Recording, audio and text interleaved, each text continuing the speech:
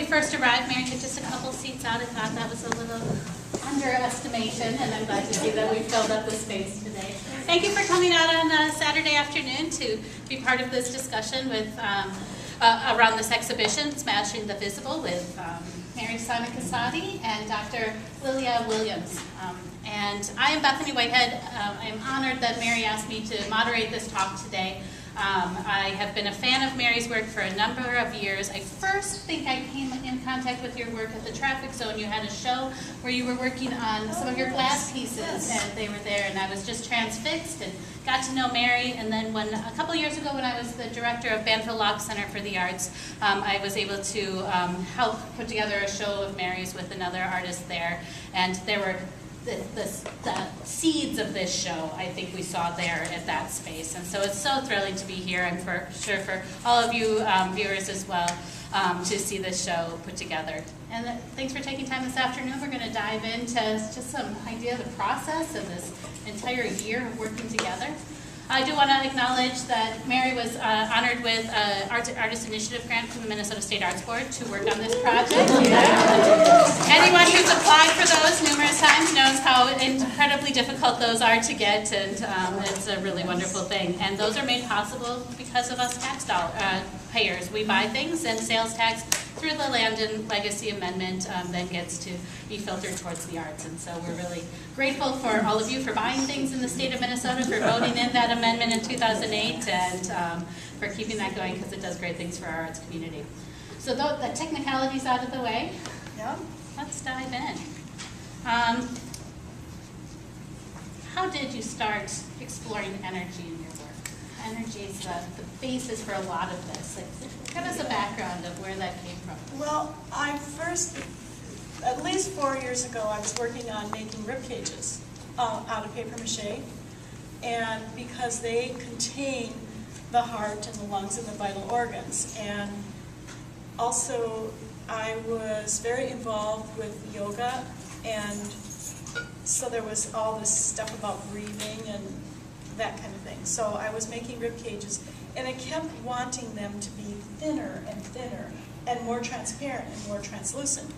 How do I do that? I don't want to use resins or really icky, poisonous things, so I'm sticking with my paper, and I'm trying to make the paper thinner and thinner, and okay, what else can I do? So I'm experimenting around with different materials, and then I said to myself, I need a glass rib cage.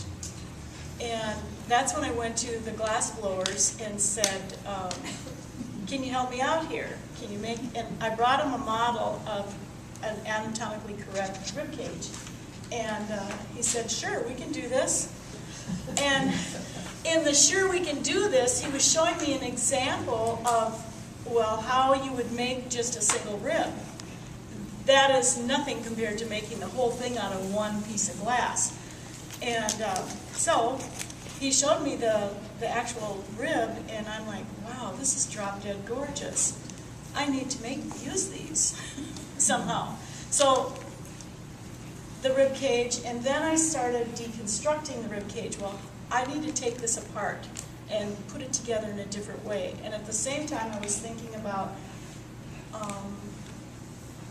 the whole time, my mother is getting sicker and sicker and sicker, and I know she's dying, and then she did die. She died in 2011. And I'm like, well, what happens after that body dies? I mean, and it's all decomposed, and everything is going on. So I started reading about energy and how it doesn't really go away. It just gets itself in a different configuration, I think, if I'm correct about that. Then I started reading physics books written for lay people, because God knows I can't even balance a checkbook, let alone, So I started reading about how does it work, and then I came to learn about quarks and how they're named, and I wanted them to be named for real things, but they weren't. So I'm just learning about that, and then during this whole process, after my mother did die, I came back from the funeral, and I went to the art store and got paper and just cut it up in little pieces and started making black marks on the paper out on my deck. I maybe made 200 or 300, something like that. And it was like, wow, this is a visual language. And there is no language for grief or how it works, or there is no language. Words just don't work. So that was kind of the beginning of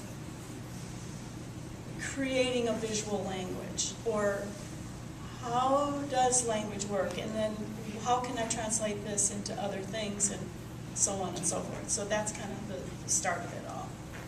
And I think I saw Krista. She is. She's right there. Krista's considered your mentor. Yeah. She is. She's a and wonderful mentor. And she's the one who was able to look at your marks, right, and help you translate that into what was next. Well, we had about 200 of them on the all over the living room, on the floor, in the dining room, everywhere. And we're walking around looking at them, and we picked out of that 200, we picked out 12 that were decent. Because it's so spontaneous, you make hundreds before you get one that's maybe good, visually interesting or whatever. So yeah, that was the start of it. And I'm fascinated too by you. In almost all of the conversations I have with you about your art, you're talking about the role of a mentor in your. Yes. And how have you as an artist found that a mentor has helped you translate what you are curious about? Well, that's a very complex question. I think basically what it amounts to as a mentor for me, at least, and I think I've had one of the best in the world. She never told me what to do. She would always ask another horrible question. She would always say, "What about this?" And I would go, "Oh, why didn't I think about that?" Or, "What are you talking about?" Or, "You really need to think about, consider this or that or the other thing." And so then I would, that was just, it was just an ongoing dialogue for at least, what has it been, 10 years? It's an ongoing dialogue that you just keep talking with each other about different concepts. And what she always encouraged me to look inside. And that's, I think, the best mentors do that. They say, look inside, because that's where the answer is. Except you don't want to do it. But you're good at finding that on the outside. And so when you started to discover quarks and you were reading up on physics, it led you to desiring more human connection, and that's where Yes. you found Liliya. Kind of in a Tell round. us the story of how you came to this, reaching out to a physics department. Kind of a roundabout way. During this whole time, I'm applying for grants and getting rejected constantly. And you all know what that's like. You apply and you get rejected, and you apply and you get blah, blah, blah. Anyway, so one year, Krista and I looked at the situation and we said, you should, or she said to me, you shouldn't apply this year because you have two fatal flaws. The one was I didn't have a good enough venue, and the other one was, this is for the State Arts Board, and the other was I didn't have a strong enough community component. So I'm like cooling my jets, and in the summertime, and I'm like, oh, I don't like this. So I get on the computer and I literally go to the physics department, and I'm literally looking at the roster and going, I like her. She looks friendly. And that's how I asked, and so then I sent her this email that says, hi, I'm an artist. Would you ever consider having a conversation with an artist? I'm very interested in your work, and because I knew she studied dark matter. And I'm thinking, okay, that's not going to go anywhere, but nothing ventured, nothing gained. She sent me an email back saying, yeah. And the rest is history. Ooh, wow. I'm pretty sure that was the first time you heard from an artist that was interested in your work. And what made you respond to Mary's inquiry? Well, I'm a friendly person. And I thought it would be something very different from what I usually do, and it's always good to push yourself outside of your comfort zone. And I thought, hey, what the heck, right? I mean, it's nothing ventured, nothing gained. So I thought I'll give it a try. Yeah. Do you want to talk about how you actually structured your meetings then? To go from that email introduction to a collaboration that has been extended over the past year. Do you want to talk about how you set those up and what those kind of meetings looked like when you started? Well, first we had to kind of get to know each other. So that was the first goal, is to kind of learn, get to know each other and whatever. And then I think what was in my mind when then it was filling out the grant and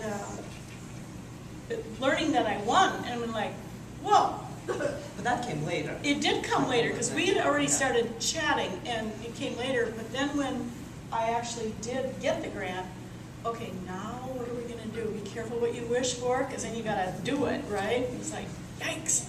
So we did talk about how we were going to structure the conversations, and there were 6 2-hour conversations. And I cannot tell you how fast that 2 hours went. Oh my goodness. We would sit in that cafe and talk, and it was like, whew, 2 hours was just gone, just like that. And what are you talking about? You're not talking about, I make paintings, Right. am exploring dark matter. Like, how did those 2 hours really, like, what were you talking about? What was the conversation? Well, we started with the idea of vocabulary, because I couldn't think of any other way to start other than vocabulary. So I was telling Liliya, well, these are the elements and principles of art.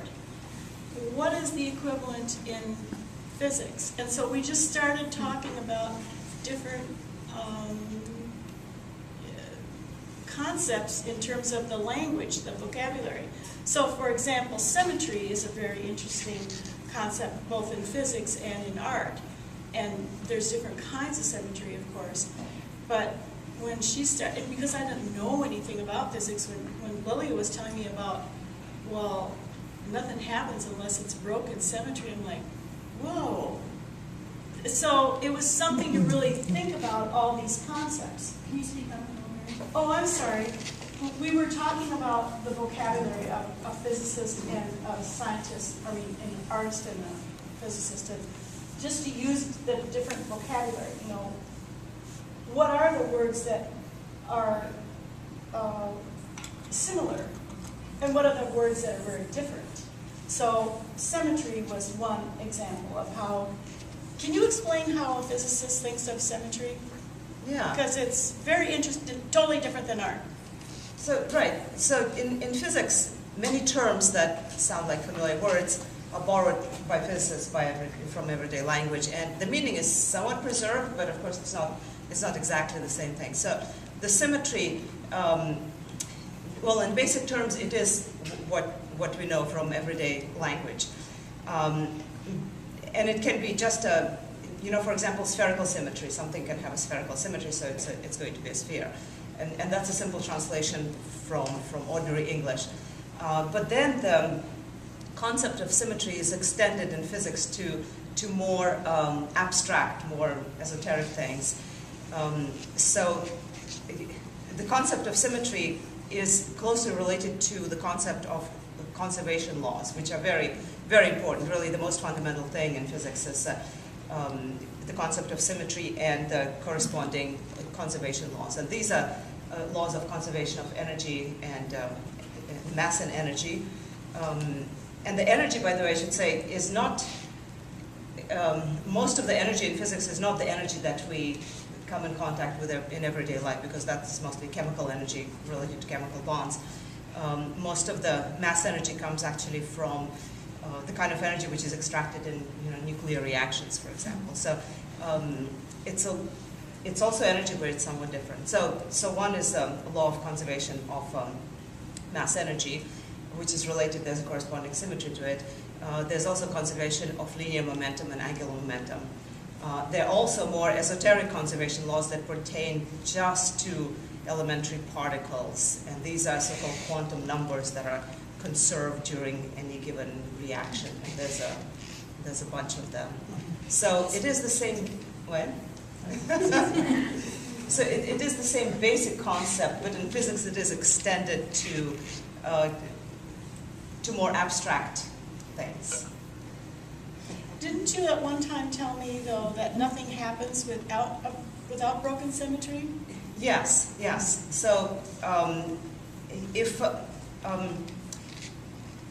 so there are four fundamental forces of nature that we have today in today's universe.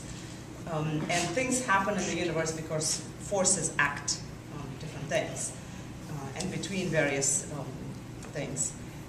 If we go back in time in history of the universe, these forces were united. Not all of them were united at once, but for example, weak nuclear force and electromagnetic force were the ones, if we go back in time, they would be united first, and then other forces would become one, or united. And if you go back enough to early history of the universe, that all forces had exactly the same identity. They were completely indistinguishable. And then something happened to, well, we know roughly what happened. The temperature of the universe cooled, and that allowed different forces to separate out, leading to a much richer phenomenology of what happens in the universe in terms of, chemical elements were created, and chemistry does all sorts of things. So breaking the symmetry between different forces allows for more stuff to happen, you can say, in the universe, leading to the complexity that we see today. See, and this piece right here is titled Broken Symmetry. Because in art, it's that the way you think of symmetry is different from that. But so it's more, there's three kinds of symmetry. It's radial symmetry, or regular symmetry, or asymmetry. So I thought that concept was, as soon as we started talking about words and what they mean conceptually, then that really triggered my imagination to work on how to imagine that, how to imagine that might be or not be. Yeah. One of the quotes you used in the catalog, I don't think it's on the wall. We have another Rebecca Solnit quote here, but that really resonated with me was, "To acknowledge the unknown is part of knowledge." And how did that play into your conversations? Both of you are on a quest for an unknown. Yeah. Well, I think it was a huge revelation to me one day when Liliya said, for one of the times we were together talking, she said, well, there's definitely going to be things that we'll never be able to answer. I'm like, how can that be? How can you not know? How can there be something that we maybe won't be able to answer? And it brought me so close to the idea of we are so small and the universe is so big and grand, and truly one of the only things that is awesome is that our brains may not ever be able to answer those questions. So there's a little bit of comfort in that too, sort of. Yeah, so most physicists would agree that what physics does is it tries to give an increasingly more precise description of the physical world. Most would not claim that we know what world is, but we have, and we are striving at a better, more precise description of the world, which is not the same as the world. So there's a distinction between that. And yeah, most would agree that there are certain questions that not only do we not see the path to answering them, but we probably won't ever be able to answer certain questions. Because some questions, some research questions, we know that we currently don't know the answer, but we will in the future. Like, for example, what is dark matter? It's a big mystery. We don't know what it is, but we know that we will be able to answer that question. Maybe not a year from now, maybe 10 years from now, but at some point we will. But there's some questions that are probably outside the realm of what physics can answer. And acknowledging that is important. Yeah. Well, that's where it comes in with the idea that artists strive for ambiguity, and scientists strive for clarity. And the last thing that an artist wants is total clarity, because it's like boring. But when you want ambiguity, some of these unknown things fit very nicely into that idea of ambiguity. So that, yeah. And physicists definitely strives for clarity, most definitely. We want to, our basic goal is to make sense of this physical universe that we're living in. To understand and also to be able to represent and to condense all these various phenomena that we see that seem unrelated to one another. To be able to condense them into a finite set, a very finite set of physical laws and principles that govern a whole bunch of what we see in the physical universe. And so the part of what physics does is really reductionist. So we want to be able to relate the fact, for example, why a leaf flutters in the wind to why certain bridges are unstable in the wind to maybe some other more abstract notions in physics, to be able to unite them into one physical law, one explanation that works for many phenomena. So, and we definitely want to be clear about it. We don't want any ambiguity. We want to be able to write it down in an equation if possible, a mathematical equation where each term means a specific thing, and we want that to be understood not by just the person who wrote it down, but everybody else as well. So yeah, definitely strive for clarity. We just have one chair back there. Here. There's a couple of chairs in here. You want to join us? Come on in, there's a chair here, and we can get some more. So Mary, your work is visible. You're making marks, you're making paintings, you're making glass, you're making different things. Visible for you, Liliya, it's different. You're talking equations and thought, but we've given each of the visitors here today a mapping too. Do you want to explain what that is and how that came up in your conversations? Right. Yeah. So most of what I study happens to be dark matter, and I should say it happens to be dark matter not because I have a particular interest in dark matter, even though it is interesting, but it is the tools and techniques that I use, that I like to use, happen to align themselves well with understanding the dark matter. So then part of what I do is trying to map out the distribution of dark matter in the universe as precisely as possible. And that is not a trivial task because dark matter, the word dark probably says it all. It is dark. The reason why it is dark is because the dark matter particles don't interact through electromagnetic forces, which is the reason why we see things. We see things because light is a mediator, so light bounces off things and goes into our eyeballs, and our eyeballs know how to interpret the photons and map them onto pictures, etc., and convey that information to the brain. Dark matter doesn't do electromagnetic forces, so it does not emit photons. It will not reflect photons. So we have to have other means of determining the distribution of dark matter. Why is dark matter important? Well, because it outnumbers ordinary particles by a huge number. So it really is the dominant mass component in the universe. It's not quite the ultimate black elephant in the room, but it's dark energy would be. But dark matter is right next to it. And so mapping out the distribution of dark matter is important and not trivial. And so part of what I do is use various techniques and one of those techniques, the ones which is in the handout, is gravitational lensing, so deflection of light as it passes through massive objects, using that tool to map out the distribution of dark matter. So that's directly making what's invisible to the eye, making it visible.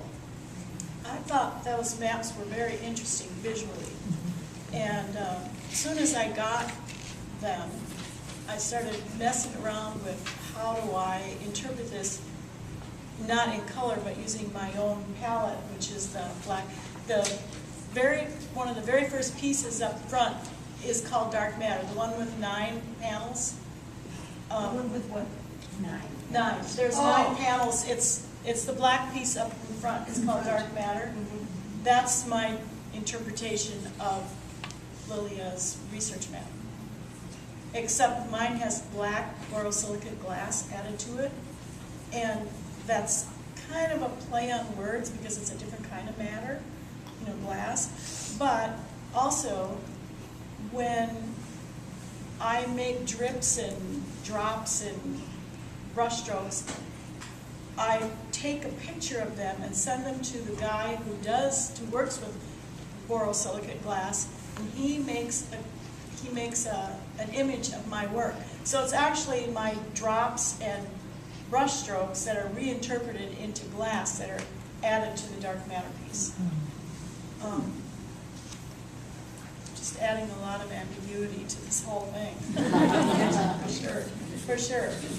But how is the actual physical making of your works informed by your conversations? Like, obviously that piece came out of the Right. discussions and you were thinking about that, but also when I first was introduced to this work that you were in, there were some little ones. Yes. Very little, right? These are not small. So No. how did the conversations help you grow the actual size of the art as well? Was that something to consider? Well, we wrote that into the grant because when I was doing them on the 22 by 30, which is about so, it just felt like they needed to breathe and they needed a lot more space and whatever. So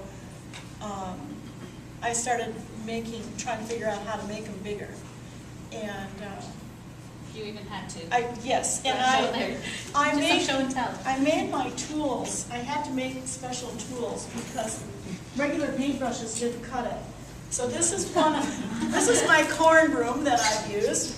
This one I have to soak it in water first to get it to have a little bit more spring in this, but this is one that I've used a lot. Just a regular corn broom. On my little ones, I use this one, which this is my favorite. You can see it's been, thanks to my wonderful husband, who can help me make stuff. This is Palmyra fiber, and this really makes a beautiful stroke. And I want the strokes to look kind of crude and spontaneous. And then this one is my horsehair brush, which I love, absolutely love it. No horse was hurt in the really, seriously. But anyway, this is my medium-sized horsehair brush. I have a bigger one. And it works really well. I really like it. So I make them because regular paintbrushes don't really work for what I'm doing very well because of the big, making the big strokes and splashes or whatever I'm doing. So basically what I try to do when I'm making them is I try to just clear out my body and not be anywhere but right there.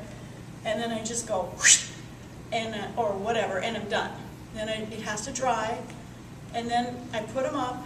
Maybe this painting took 1 minute, maybe 2, and then probably 3 or 4 months to finish, to figure out what's this saying, how is it working, what's it doing, what do I want it to do, what comes out, what goes back, that kind of thing.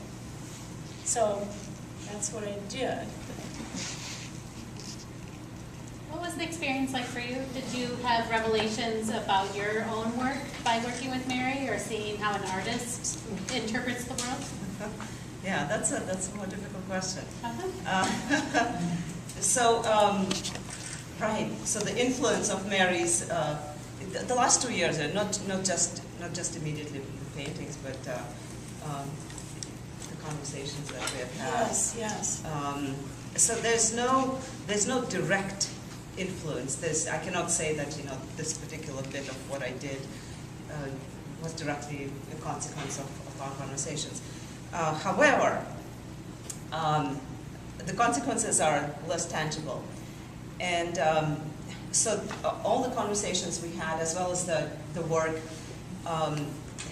and just this, interaction between us in discussing art versus physics and science in general, these in-depth conversations that we have had stimulate one's brain to think in a different way.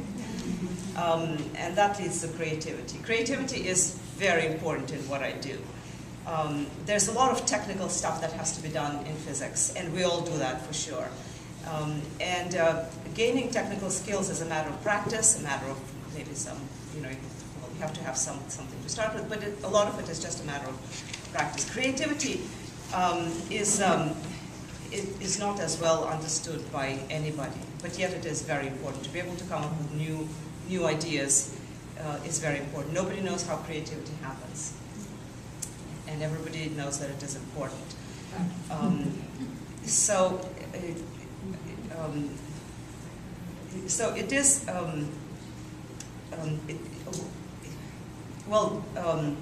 neuroscience says that exposing one's brain to new and different experiences keeps it agile and young.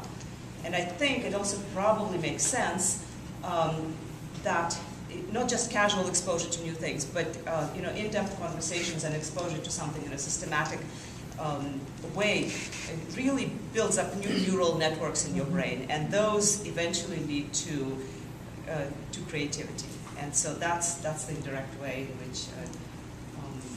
in which this has influenced me. And of course, it's been just fun. It's been just interesting to find out what a person doing a completely different thing, not entirely different from what I do, what they do, what inspires them, things like that. So it's been just fun. Are we ready to have some Absolutely. ask some questions? Absolutely, ask away. Ask things that you're thinking about. Did you find vocabulary for your grief? No. Absolutely not. A different way of thinking about it? I mean, it sounds like that's part of what sent you down this path. And well, I don't think or a way to live with it, maybe. Yeah, that's what you end up learning, how to live with loss in a way that it just takes a while to do that. So you just learn that. I still don't know that I've found any words. No, that's why I'm making this stuff. I mean, And that's a vocabulary. Yes, it is. It's a visual vocabulary. Absolutely. Yeah. Yeah, is there any history of physicists who were also artists or who had a strong interest in art? Historically, there probably are some. But violin. I was thinking of What was music. that? It depends on your definition of art. If we're opening it up to Right. artistic endeavors, most all scientists of some sort Yeah. had some other outlet for their creative process. Yeah. Well, right now, presently, Alan Lightman, who is a physicist, and I don't remember what college he holds 2 chairs, one in humanities and one in physics. I have some quotes by Alan Lightman, and he has also written a poem, or a book of poetry called Song of Two Worlds, and in fact, on the back of the map, you will see some additional reading. All of those lists it's just a short list of things that I've read that are written for lay people, and Alan Lightman is one of them. There's a lot of really interesting physicists out there right now that are writing for lay people. And closer to home, I should say, my husband who's sitting there, Phil Williams, he's a physicist by training, and he also does art. But not recently, but he has done in the past. So, yeah. So these creatures exist out there, even though I'm not an example. When did you come up with your quotes for each painting? Does everyone hear? The question was, when did Mary come up with the quotes for the paintings? I worked on those a long time, a very long time, to figure out what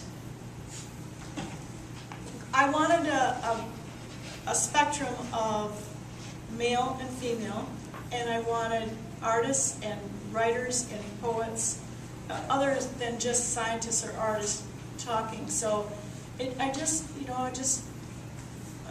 probably over the course of 6-8 months, I developed,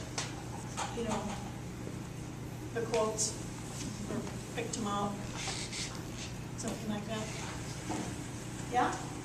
Would you say there's any religious aspects to the work or your thought process? I mean, the rib made me think of Adam's rib. I didn't know if there was any biblical influence or if it was... No, absolutely not. None. No, it's not about that at all. It's literally a deconstructed rib cage made out of glass. I mean, so yeah. Yeah.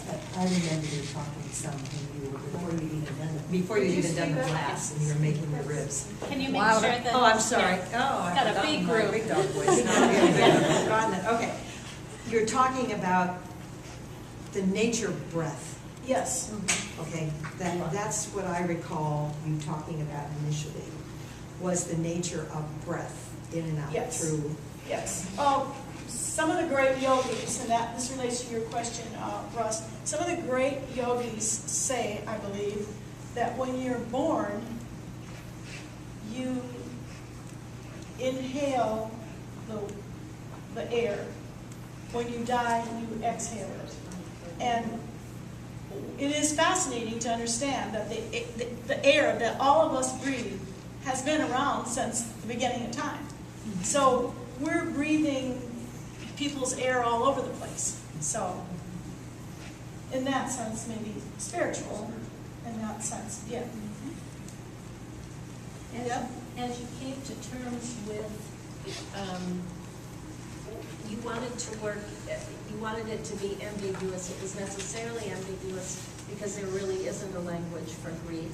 Correct. How did the images change as you started to rest a little more in the grief, or? I think the images changed with size, and I think they changed because I had done so many of the little ones, and then the 22 by 30s, which is easy, to handle, but still learning how to handle that. Because at first they were all white on white, and I thought mistakenly that, white on white, no problem, I'll just switch to black on black, no big deal. Totally different story. So the images changed because of the materials I use and because of the color palette I use, and my hand getting better at the movements. So I did a lot of practicing of making my hands move with my body to do different things. So that kind of thing. And then did they say it better for you, for your eye? They evoke something different. They don't necessarily say it better, but they evoke something different. When they're bigger, you have the ability to go up to them. Well, you did on the smaller ones too, but you could go up to them and you see the little minuteness and you see the bigness. And I always wanted to maintain the little minuteness and the bigness because it reflects how the real world is. Big and little. So, yeah. I hope I'm not asking the same question. You said at one point that this painting behind you maybe took you 2 minutes, and then you let it rest, and then you looked at it and you made some All the drawings, yes. changes. Yeah. So what were the changes that were made, for instance? Well, on that one? I understand your question. The change isn't with the actual paint. The change is with the drawing that happens around it and through it and in it. So it's mixed media. So there's acrylic paint, and then there's colored pencil and stuff like that. So I'm using more than one thing to bring it out or take it away or whatever. So the paint doesn't change. It didn't change. So is the acrylic what gives it that sheen? Yes. That's just beautiful sheen. Thank you. Acrylic liquids does that. And then that's another thing that I've had a thing about is different surfaces, and paint does different things. So some are dull, some are flat, some are matte, some are some you mix paint together so you get different sheens, different textures. And part of it's the brushwork. Yeah? Do you then view grief as just black, as shades of black and white without any of the colors? No, not necessarily. I think the limited palette was more dealing with stuff that's invisible, that you don't see, and it just seemed natural for me to do that, but it could be anything, sure. Did you miss working with color? Yeah, I'm ready to go back to color pretty soon. I think the only non-gray, white, black that we see in the show is the blue. Yes, the blue. Where did that piece come in your timeline of creating work for the show? That was the very last piece I did because I knew it was going to be the hardest piece because it was one stroke and I couldn't mess up because I didn't want to buy another panel. Because the panels are like $103 a pop, and I didn't want to do that. So, okay, practice a lot and get your brush out and do it.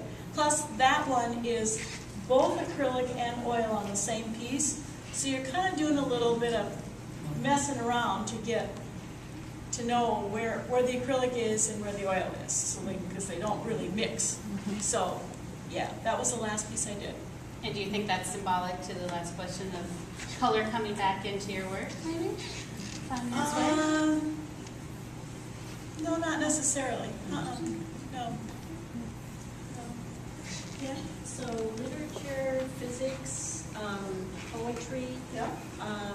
does music play a part in your work at all? I listen to music a lot when I'm working, a lot. And I usually have like, I like to listen to music that doesn't have English in it, because if you're in it with a foreign language, it puts you more in the right brain situation. So I listen to a lot of music that's not English, or just instrumental, stuff like that. Yeah?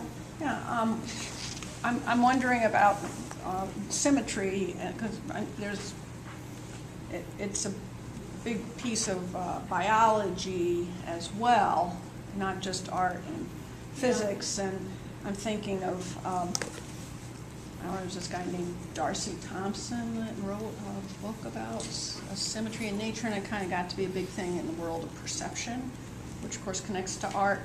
And it involved things like the mathematics of a shell. Okay. Or Yeah. how trees grow, Yes, or things yes. like that. Right. And I'm just wondering if there's, from the physics side, is that closer to this? I mean, it seems like it might be a place where the symmetry of art connects and the symmetry of physics might also connect. And I think that might be true. And I was just wondering if either of you. What do you think of that? Yeah, so in the direct interpretation of the word symmetry and the concept of symmetry,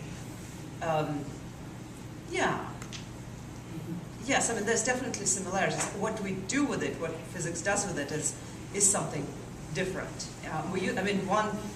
The simplest symmetry, like I said, like, for example, a spiral or spherical symmetry or some other type of symmetry, that is often used in physics to simplify the problem that you're trying to solve. I mean, if you're trying to predict the weather or predict what some physical system will do, usually actual physical systems are quite complicated. And what usually physicists do is to make that very asymmetric system symmetric, impose a symmetry on it, which resembles the actual system, but in the process, it simplifies what you have to do in terms of equations and analyzing it. In fact, there's an expression in physics that and in fact, if you Google spherical cow, you'll come up with a whole bunch of little sketches of a spherical. And that comes from physics. It's our, we approximate objects with symmetric objects to simplify the analysis. And then it works. The approximation works. That's what I always find It interesting. works to what we call 0 to first order. If you want to go to second and third order effects, then you need to introduce the legs and the head and in terms of the cat or other complications that an actual physical system has. But it works to give an approximate answer. So there's more clarity there's a greater connection to clarity than to the reality of the... Yes, it's a compromise between the exact reality and the clarity and simplicity. Dr. Williams, what is this? Yeah, I'd want to know that too. So this is it's a specific example taken from one of our papers. So it's a patch. It's a very small patch of the sky. The size of the patch is going to be much, much smaller than the extent of the moon on the sky, for example, and in some other direction. I don't even know the direction of the sky. It's irrelevant. Pardon me? Up there. Oh, well, it could be down there, actually. We don't know on the other side. Yeah, right. What it is, it's the colors. They're not actually colors. Colors are used to represent the density, the projected surface density of dark matter in that particular region of the sky. And it is special because it is a cluster of galaxies. So it's a relatively dense concentration of dark matter. And there's a background source, the light from which is deflected in various ways as it goes through this dark matter. And so using the images of this background source, we can map out the distribution of dark matter. So what color means the most dense concentration? You've got purple, yellow, so green, orange. in the top ones, the darker red will be the denser. In the Yep. the one closest to you. Here. This one, yeah. On the left. I think you had a question back here. Yeah, And what are the gray Liliya, spots? when you think about Individual images. this harkens back sort of to the answer that Mary gave about breath. When you think about beginnings and endings in physics, what is that like? I'm a writer, I know I have to finish a piece at a time. It's done. Whether I'm satisfied with it or not, I could change it endlessly. Mary's work is on the walls. For all intents and purposes, it's done. How does that relate to physics and mapping and the way you see the world? Well, in today's world, each project results in a paper, in a published paper, and so these are some intermediate steps in research we publish. But ultimately, research is never done, of course. So even if you finish and submit and publish a certain paper, it doesn't mean that even that piece of research is done. There's always more things to be done. The more work you do, the more questions it opens up. So it's a... But you did, just to continue on this, you did allude to the early history of the universe, which might imply the beginning of the universe, which may then imply the ending of the universe. So could you talk about beginning and ending in so that that's respect? She's got the question. Right. Yeah, could you repeat that question? So Liliya alluded to the early history of the universe, which then implies the beginning. And if there is a beginning, then there could very well be an end. So perhaps you could talk a little bit about that kind of beginning and ending. Right. So that's a lot more difficult of a question. The easy one. Yeah, the beginning of the... So no, we don't know how the universe started. And there's a simple reason for now why we don't know what the beginning of the universe. And that is because two important aspects of physics. Gravity, which drives a lot of the expansion and global dynamics of the universe, which we understand pretty well, and Einstein, with Einstein's theory of relativity, which formulated the gravity part. The other part is quantum mechanics, which was also formulated about 100 years ago by various people. And both of these pieces are very important in the early universe, because the early universe was very small and very dense and very hot. So whenever you deal with high densities, gravity comes in an important way, and whenever you deal with very small things, quantum mechanics comes in important ways. The problem is that we don't have a theory which combines quantum mechanics and gravity. We don't have that yet. People have been working on it for a long time, but so far unsuccessfully. And until we have that unifying theory of what we call quantum gravity, we have a placeholder, but we don't have anything to go there. So until we have that understanding of quantum gravity, we cannot really intelligently address the question of what happened at the beginning of the universe, or even if the word beginning is even appropriate. Yeah. The ending, we know a lot more about the ending, because we know the main constituents of the universe. We know that the expansion of the universe is not just expanding, it's actually accelerating. And that's not due to dark matter, it's due to dark energy, which is a different beast. And the expansion of the universe is going faster and faster. And there's really nothing to stop it. So we kind of know what's going to happen. Galaxies are going to be driven apart. Eventually, even the outskirts of galaxies will be pulled apart from them, and that will continue indefinitely. Is that connected to what you said earlier about a long time ago? What existed was unified. Right, the forces were unified, that's right. The forces were Yes. unified. Yes. And then they weren't. That's Is right. that broken symmetry? That is broken symmetry, that's right, yes. And so does that, what you just said, mean that there is an accelerated rate of broken symmetry going on? And releasing different kind of energy? In principle, that could have been the case, but no other forces separated out, as far as we know. So the forces separated out quite a long time ago, but nothing of that nature has happened since, which is not to say it couldn't in the future, but it just didn't, it hasn't. Yeah. Well, go ahead. Is there a place for chaos? Is that just what you can't explain? Oh, no, it's not what you can explain.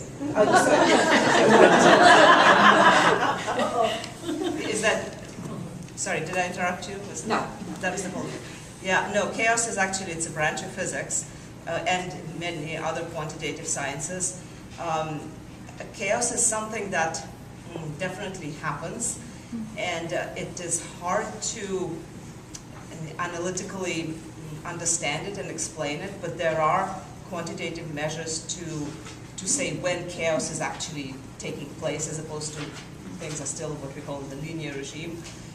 Yeah, so there are definitely measures of that, and people have studied chaos, and in various sub-branches of physics, like turbulence in water, for example, is one example of chaos, and there are people studying that. Absolutely. But how does it fit in with asymmetry? Is it an increase in asymmetry, or is it not related? There's no direct connection. Chaotic systems tend to be tend to live in the classical regime, in the classical physics, as opposed to, like, for example, the separation of forces. That's more in microscopic particle physics realm of things, more closer to quantum mechanics.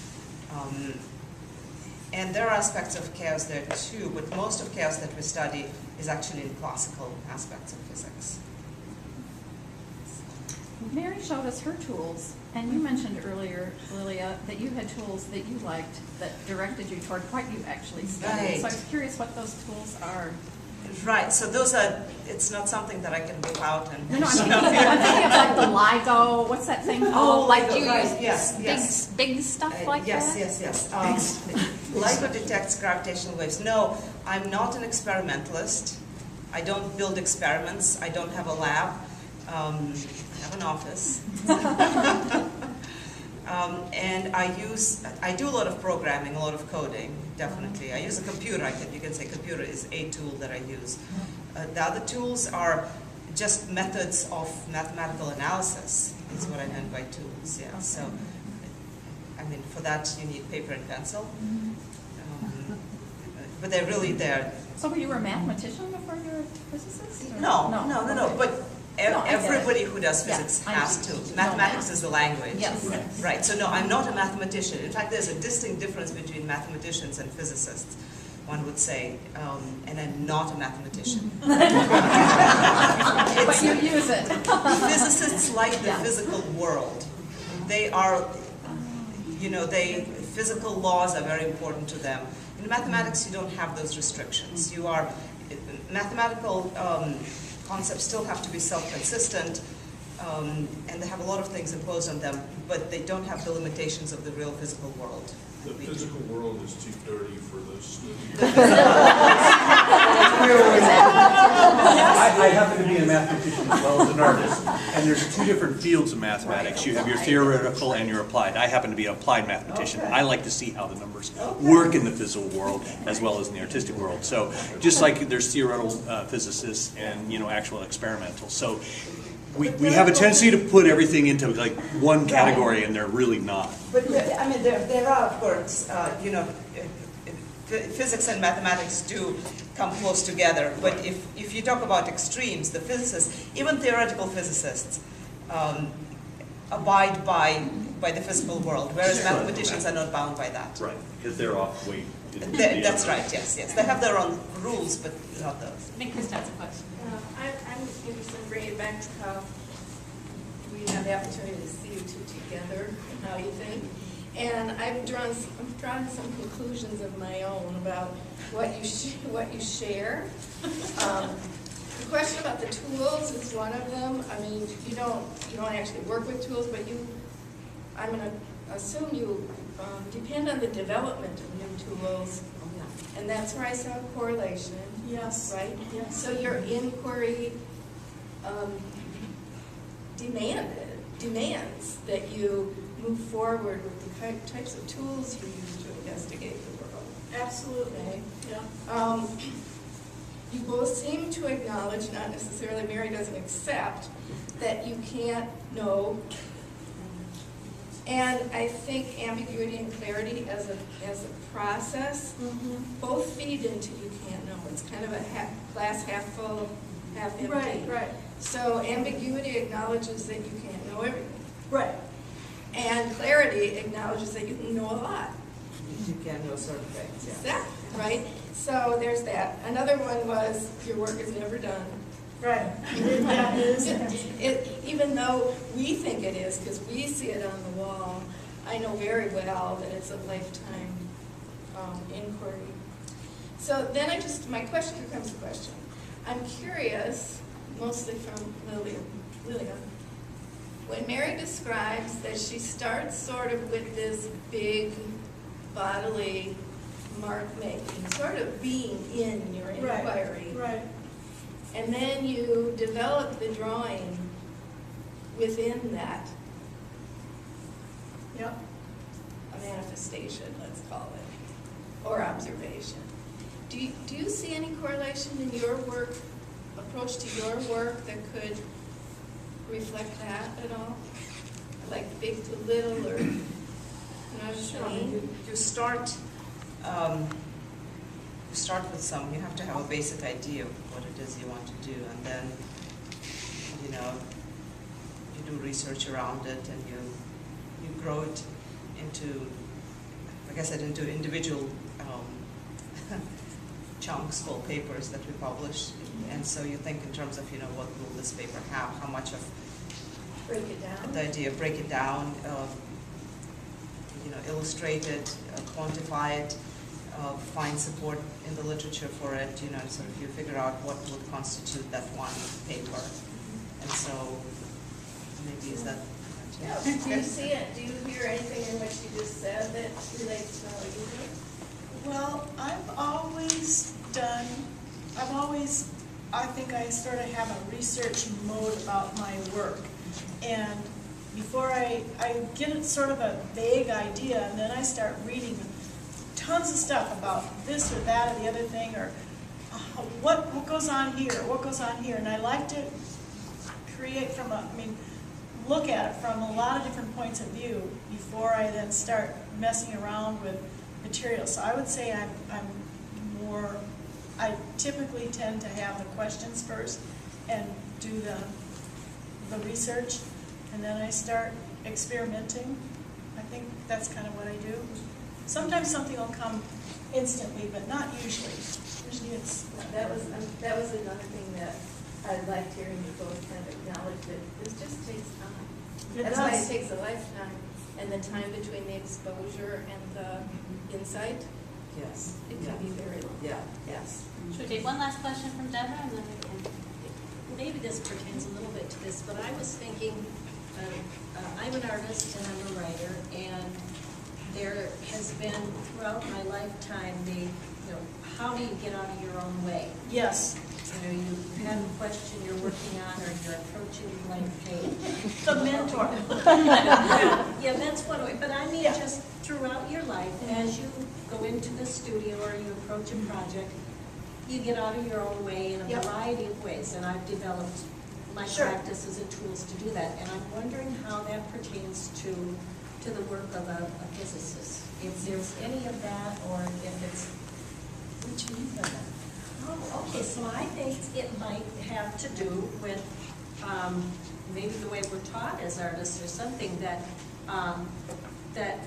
and sometimes it's music, sometimes it's reading something, sometimes it's getting rid of self-doubt, deciding this is a valid question that you're going to approach and try to answer in your work.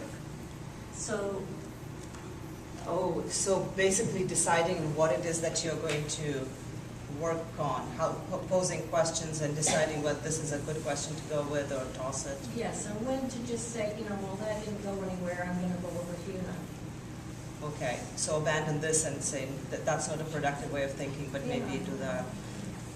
It comes with practice, with experience. I mean, yeah, I think it's... Well, like biases, right? You can't get married too much to a given idea. Yes, you can. Pushing it, although it's, it's obviously not going to work. But Right. by golly, I'm going to make it work. Right, and you should, that's right, you should know when to stop. If something doesn't work, Well, my question wasn't so much, how do you do that, because I want to do it. It's that I think we all face that as artists, writers, musicians, people whose work is creative. right. And I wondered if that's the case with Yeah, physics no, obviously, and science, too. you have to decide what to work on, what not to work on, to what degree, how long you're going to go with this. I mean, sometimes, and that's just experience. I mean, there's just experience. Like, to give you a concrete example, our graduate students, the ones who are going to get a PhD, they hardly ever come up with their own ideas what to do research on. They just don't have enough exposure to science in general to know. So it's in 90% of the cases, it's the advisor who comes up with the topic. Maybe even not just general, but specific topic, like this is the question, and the student would go out and do the technical aspects of that. But usually in today's world, I don't know what it was like 2 centuries ago, maybe there was a lot more, wide open space as to what to work on. But these days, there's so much specialization, there's so much knowledge in any given little subfield of anything that you really need to have to have a person who knows the in and outs of that. And those are the people, and they need to be more experienced. Those are the ones who will be setting the questions. So at a grad student level, you're not yet there. Well, and it's the same thing with a mentor. I mean, some of the most important things that happen to me are when my mentors ask a question in a way that I hadn't heard or hadn't thought about, or, well, how does this work, or how does that work? So it makes you then search more for whatever is going on. So what's next for your content? I just wanted to, it's an interesting point, just what each of you just said. Can you Because speak up? Yeah. I'm sorry? Can you speak up? Oh, if I could hear you, I might be able to speak. No, I thought that it was interesting that from a physics point of view, in assigning your graduate students topics, their lack of depth of knowledge prevents them to some extent of coming up with their own solution. But in Mary's situation, the mentor doesn't provide the solution.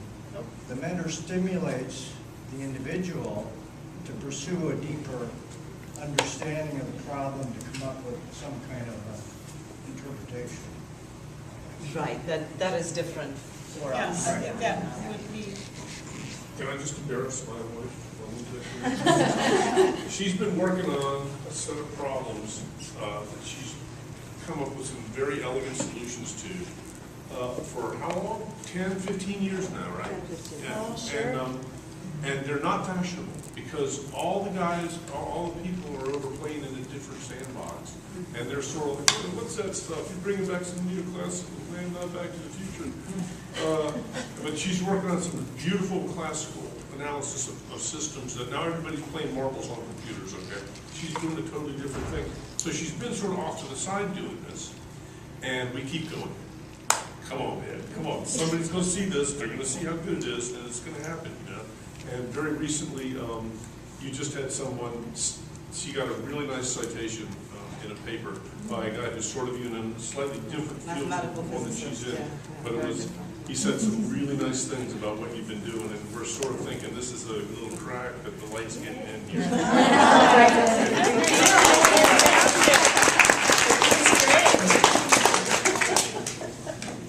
So what is next with you? You've spent a lot of time together. You have changed. Are you going to still continue on a regular basis seeing each other, or are you now at this point I that hope you can? so. Yeah? I hope so. I don't know what's next for me, artistically speaking. I'm going to take a break and figure some stuff out, I think. I got some very vague ideas, but not enough to even talk about. And I will go back to color, but we'll see. I don't know. Can I say something about that, your question? Yeah. To his point. This show is the light getting through for Mary. Yeah. It really That's is. what I'm thinking about that too, same exact thing, exactly. Yeah. Stuff that words that haven't been spoken to that effect, but that's what's going on, yeah. Yeah. Yeah. Thank you. Well, something next for Mary is she'll have to do a final report on her grant that made a lot of this possible. You contributing to that short evaluation that is not asking how your income and your zip code. She wants to know what got into your brain about this exhibition. If you would take a few minutes and fill that out, you can leave it on the front table there or back here by the water table. That would really help her. And then next Saturday, you can come back here at 1 o'clock. Yep.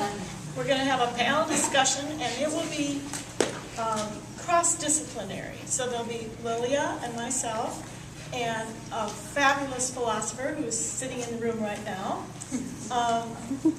and an art historian, Carrie Morgan from MCAT. And she is an amazing person, and she will help people understand the social historical context of doing abstract work, non-representational abstract work. So come and join us if you feel like it. Is that at 1? Yep. 1 o'clock, right? Same time, same station. Right here. Yeah. So I appreciate so much that you all are here. Thank you very much. It's been fun. Thank you.